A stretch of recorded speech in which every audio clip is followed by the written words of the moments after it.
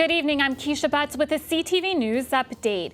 County students will be returning to classrooms tomorrow. However, the school system still needs to hire about 200 bus drivers. PGCPS is urging parents to pack their patience. It says this staff shortage could cause delays and longer commutes for children. The director of transportation says they're notifying the schools that will be impacted. In less than 24 hours, Prince George's students will be heading back to school. Chief Administrative Officer Dr. George Askew wants teachers to be prepared for the upcoming academic year. He suggests staff deep clean classrooms and provide hand washing stations for children. Dr. Askew also urges all teachers to get their shots. As I've said before, the pandemic has become a pandemic of the unvaccinated. I think teachers and staff should do it not only for the students that they're in charge, that they're in charge of education they're in charge of, but do it for their own family members, do it for themselves, and do it for the community at large. Again, school starts tomorrow. Just days after schools in Montgomery County reopened for in-person learning, about 1,000 MCPS students and staff are currently quarantined.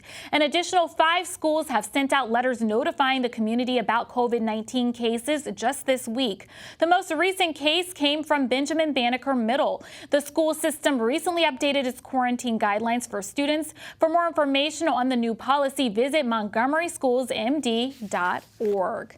Meantime, here are the latest COVID-19 numbers for our area. The state health department has identified 795 new cases. The positivity rate in Prince George's County is 5.22%. 7 people have died of COVID since yesterday. 817 people remain hospitalized. It's a joyous day for many Prince George's residents. About 15 homeless families and vets are receiving keys to new homes today. It's through the county's housing authority, which held a meet and lease event this morning. The organization says through the American Rescue Plan, it received additional emergency housing choice vouchers.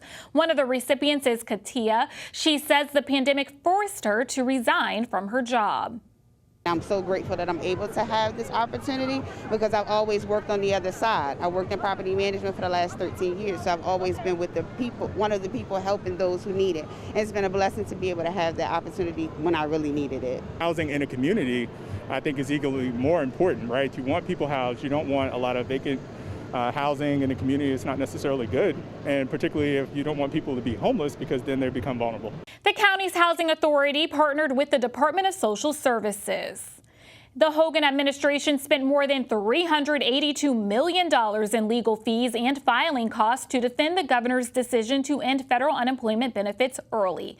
Typically, Attorney General Brian Frosch would represent the state in legal challenges, but Frosch publicly disagreed with Hogan's decision, which was ultimately rejected by a circuit court judge. Hogan solicited a private law firm to represent the state. The governor's office says the cost incurred by the state should come out of the AG's budget and that it's looking for avenues to make that happen.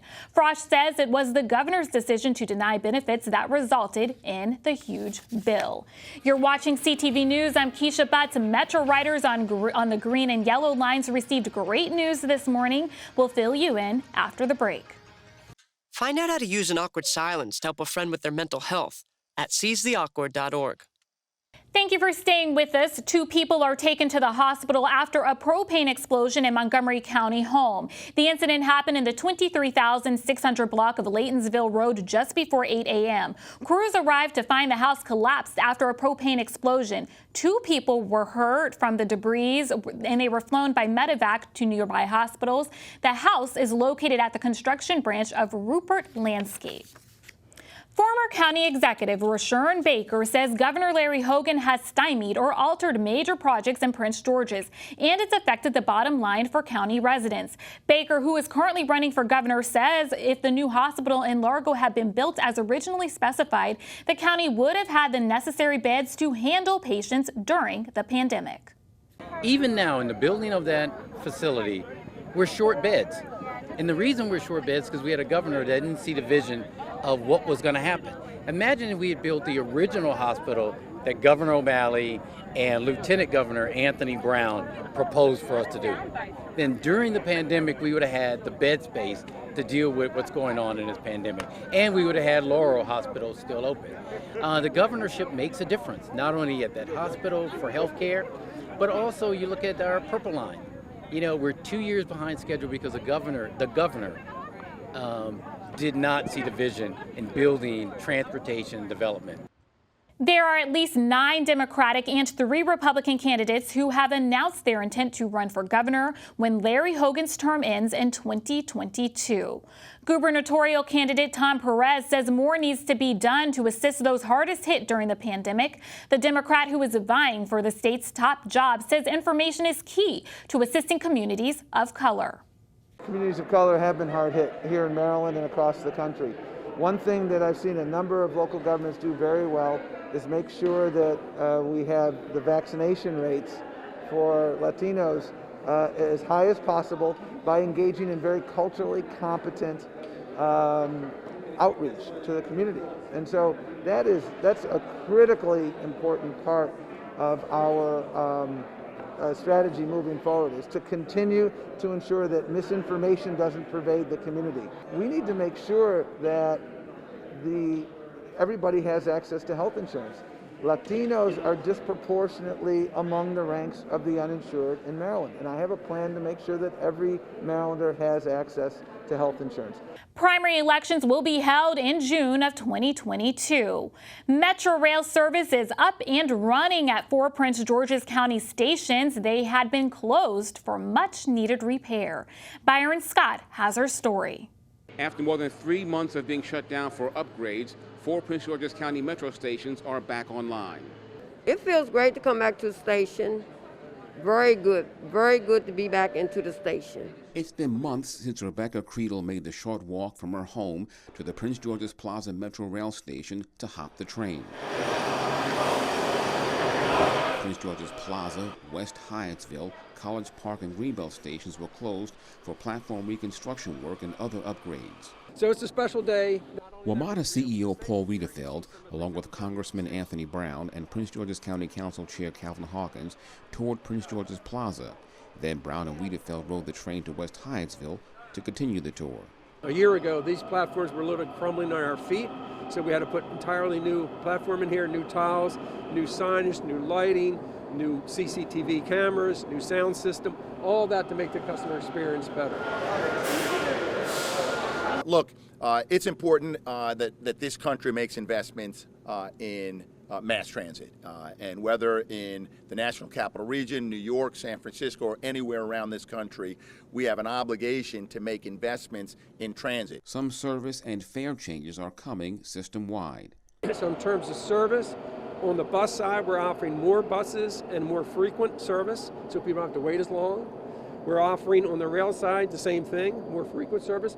And then we're staying open to midnight on the rail side every day except for Fridays and Saturdays, and we stay open to 1. Which gets us back to pre-pandemic service levels there. Then on the fare side, what we've done is some neat things. Basically, we're doing a $2.05 fare on weekends. We've also eliminated the transfer fee from bus to rail. That's a big issue for a lot of people on the bus side, that they had to pay that extra money, and they don't have to do that any longer. This grand opening, this is excellent, and I'm going to work on Capitol Hill, so I'm happy about that. To the riders, this sign says it all. Welcome back. And so too does this sign. Service may be back, but the pandemic is still here. Byron Scott, CTV News. Howard University investigates a ransomware cyber attack. According to school officials, the university's information technology team detected unusual activity on its network last week. To address this issue, the university shut down its network and canceled classes today. The campus is only open to essential employees at this time. Campus Wi-Fi has also been turned off. Scammers are finding new ways during the pandemic to exploit consumers. As drivers renew their licenses due to extensions mandated because of COVID-19, there have been several cases of scams designed to steal people's identities. Fake texts or emails have been sent out alerting drivers that their license needs updates, has missing information, or is expiring. This link includes a Google Docs spreadsheet requesting personal information. Officials say they never communicate with people about about personal information through text or email. So far, the FBI and IRS have identified more than 1,000 sites connected to this scam. The deadline has also been extended for states to issue real IDs from October 1st for 2021 to May 3rd, 2023. Still ahead, a local organization will be hosting a college fair for young scholars. Stay right there. We'll be back in a moment. A free 3-minute online chat can give us the personalized tips we need. Visit aceyourretirement.org. Welcome back. Police are asking for the public's help in 2 separate fatal collisions. The latest happened on Saturday night in Accokeek at the intersection of Berry and Beale Hill Roads. 47-year-old Elliot Batts of Waldorf was riding a motorcycle, lost control, and struck a guardrail.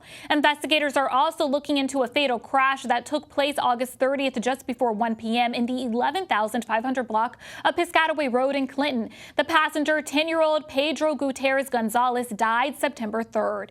The adult driver remains hospitalized. If you witnessed either of these single vehicle accidents, you're asked to call 1-866-411-TIPS. New data shows that lasers are being pointed at planes in Maryland and across the country. A report from the Federal Aviation Administration shows that in Maryland there were more than 500 incidents of lasers aimed at aircrafts. In the U.S. and its territories, more than 57,000 of these incidents occurred between 2010 and 2020. Pointing a laser at an aircraft is a federal offense. The FAA warns that lasers can temporarily blind a pilot and endanger everyone on board.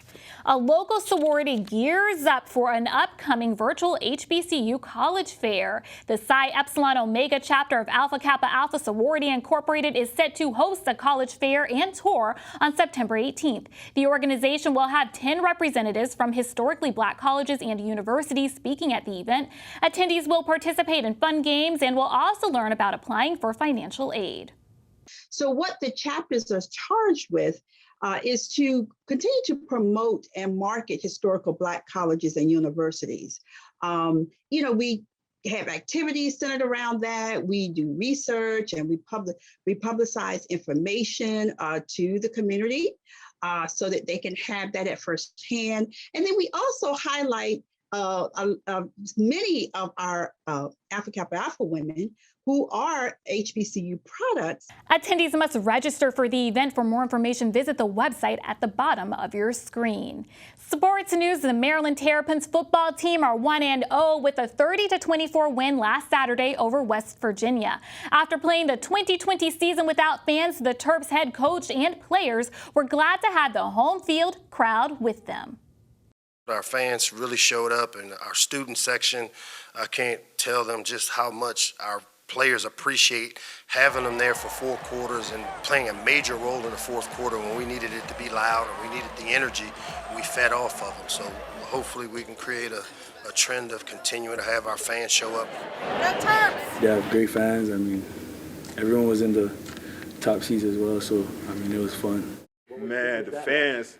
Thank you so much to all the fans, man. Your energy, the yelling, everything helps so much. We're so happy that you guys were here. We hope to see you guys back here next Saturday. Like when it's 3rd down, the stadium is rocking and the fans are yelling. I give you a little extra, a little extra gas in the tank. Just go. It was great having the fans back, man. It was great.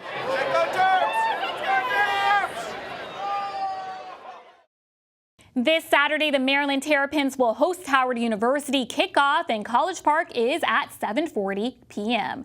Let's get a quick check at our 3-day weather forecast tonight. Mostly clear with a low around 66. Wednesday, mostly sunny with a slight chance of late night showers and a high near 86. Thursday, partly sunny with a high near 80. Friday, sunny with a high near 80. And now for the community calendar. Move your body and become one with nature. Join others for your choice of yoga or power walking at Costco Regional Park every Thursday evening throughout September. Learn how to establish a consistent workout routine while working on your physical and mental health. Registration for each class is required before attending. Class times are also subject to change in the fall due to earlier sunset times. To sign up for classes, visit PG Parks Direct. And that wraps up your newscast. I'm Keisha Butts. Have a good evening.